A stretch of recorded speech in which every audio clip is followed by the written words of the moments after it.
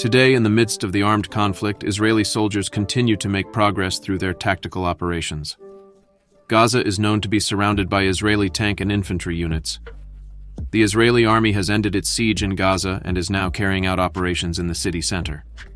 Over the past 2 days, the Israel Defense Forces have intensified their activities, making considerable progress. Israeli soldiers have carried out raids on hospitals, alleging that they are possible weapons caches and headquarters used by Hamas as bunkers, while the use of civilians as human shields has been reported.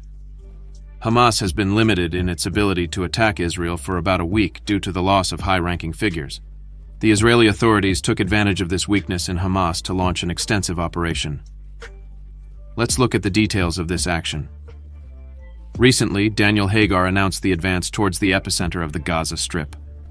Consequently, bombing in Gaza increased, leaving the streets reduced to rubble. In the midst of these clashes, Israel's Shin Bet security agency and the defense forces reached an agreement. Shin Bet declared its collaboration with the Military Intelligence Unit 504 of the Israel Defense Forces and other units in order to gather information, conduct special operations, arrest and interrogate wanted Palestinians. As a result of this effective coordination, Israeli infantry were widely deployed throughout the city. Israeli soldiers carried out extensive raids in suspected areas and arrested several Hamas members. The Israel Defense Forces announced with satisfaction the capture of 20 Hamas members in the heart of the Gaza Strip. Shin Bet indicated that the detained militants will be interrogated to obtain updated information and thus support ground actions and the war effort. As already mentioned, the capture of militant leaders has played a crucial role in the defeat of Hamas. In addition to this, tensions between Israel and Lebanon continue. Yesterday, Israel expressed its readiness to restore calm on the border with Lebanon, following the escalation of fighting due to missile attacks by Hezbollah, which resulted in injuries among civilians and the response of the Israeli Air Force against targets linked to groups backed by Iran. Israeli military spokesman Rear Admiral Daniel Hagar identified Hezbollah as the defender of Hamas. Hagar, spokesman for the Israel Defense Forces, highlighted Israel's intention to change the security situation in the north in response to repeated attacks by the Iran-backed militant group, Hezbollah, and its Palestinian allies. Hagar said security in the region will not be maintained enough for northern residents to feel safe returning to their homes. Israeli officials insisted that Hezbollah and the Lebanese government must take responsibility for any attacks from Lebanon. It is evident that tensions between Israel and Hezbollah are constantly increasing. At the beginning of this conflict, the Israeli authorities showed more caution in their attacks on other countries, so as not to weaken their military strength. However, after receiving threats and facing enemy fire, Israel has responded forcefully to anyone who attacks them, especially Hezbollah. Recently, there was an attack against Israel in the Golan Heights. In retaliation, Israel carried out a vigorous attack on Syria. The events of this attack are detailed below. The Central Command of the Israel Defense Forces reported that airstrikes were carried out against targets in Syria, considered infrastructure associated with terrorist acts. And this was in response to the attack on the Golan Heights. According to the Israeli Army's press service, IDF fighters were used to carry out precise attacks in Syria. Even though Syria appeared to be prepared for these attacks, the Israeli army responded forcefully.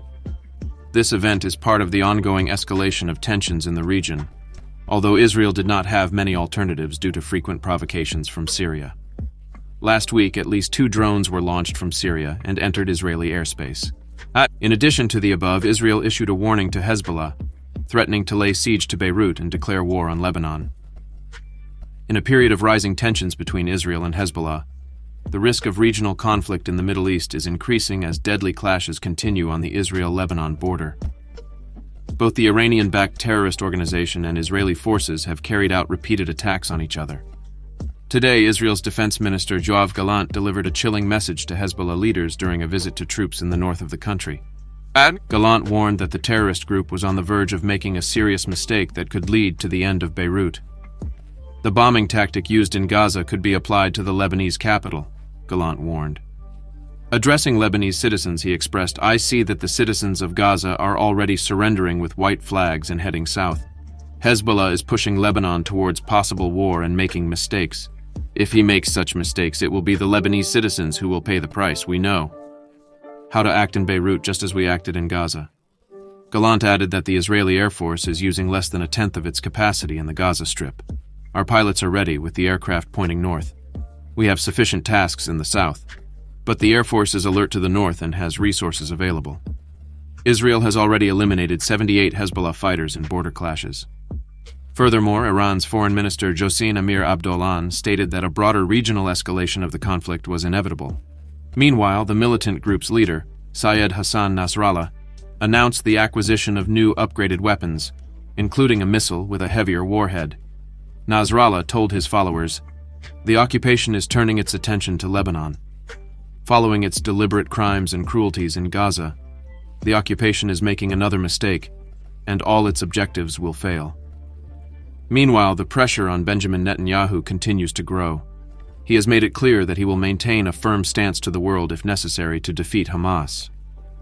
Netanyahu rejected international pressure to stop the war against the militant group. The Prime Minister, along with the Ministers of Defense and Foreign Affairs, rejected criticism from multiple countries and requested the support of Western leaders in the fight against Hamas. Netanyahu urged Americans to join the demand for the destruction of Hamas, stating, "We will not bow to pressure. Our fight is their fight. Israel must prevail for its own good and for the world. No international criticism or unjustified accusation against our country will weaken our resolve in self-defense. Israel will confront the world if necessary." Netanyahu also indicated his desire for Israel to maintain control of overall security after the conflict.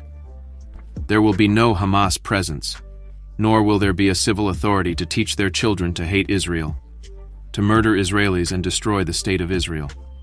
We will not allow an authority to finance families of murderers. Something different has to arise. These statements seem to rule out any role for the Palestinian Authority after the conflict, a solution supported by the United States and several European powers. Following Prime Minister Benjamin Netanyahu's claims, intense airstrikes continued in Gaza. Reports indicated that Israeli forces have set up humanitarian corridors so that those trapped by the fighting can escape to relatively safer areas in the south. The World Health Organization expressed serious concern for the safety of those trapped in Shifa. Israel has restricted most supplies of electricity, fuel, water, and food to Gaza, causing extreme suffering to a population of 2,300,000 people. Many are now confined to private homes, makeshift shelters in schools, and other spaces in deplorable conditions. The lack of drinking water, adequate treatment for chronic diseases, and food are latent problems. In some shelters, hundreds of individuals share a single bathroom, and hygiene conditions are precarious. These circumstances are contributing to the spread of infectious diseases. Today, the President of the United States, Joe Biden, spoke by telephone with the Emir of Qatar, Tamim bin Hamad Al Thani. In this conversation, Biden addressed efforts to secure the release of some 240 hostages held by militant groups in Gaza. The White House revealed some details of this conversation. Biden expressed his vision of a future Palestinian state where Israelis and Palestinians coexist with equality, peace, and dignity. According to the White House statement, Hamas is hindering this goal. We appreciate your attentive follow-up.